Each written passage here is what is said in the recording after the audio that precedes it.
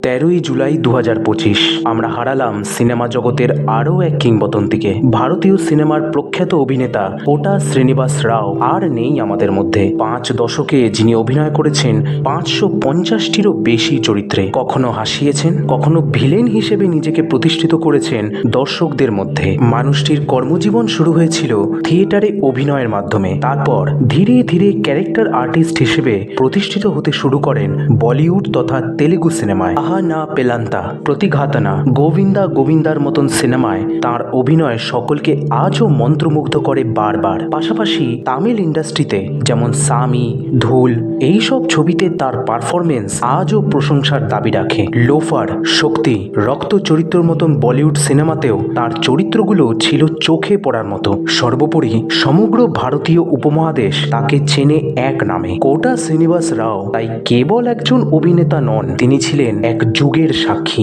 ভারতীয় সিনেমার এক জীবন্ত অধ্যায়। বিভিন্ন জাতীয় পুরস্কার তথা পদ্মশ্রীর মতন সম্মানও পেয়েছেন তার কাজের জন্য। কিন্তু ক্রমাগত শারীরিক অসুস্থতার জন্য 83 বছর বয়সে হায়দ্রাবাদে তার নিজের বাড়ি জুবিলি হিলে মারা গেলেন এই অভিনেতা। ভারতীয় সিনেমা জগৎ তার বিদায় বেলায় আজ শোকস্তব্ধ। চিরঞ্জীবী আর মহেশ বাবুর মতন অভিনেতারা ব্যক্ত করেছেন অপরিসীম শ্রদ্ধা। তিনি চিরকাল অমর হয়ে থাকবেন তার কাজের মাধ্যমে ভারতীয় সিনেমার ছত্রে ছত্রে। ওম শান্তি।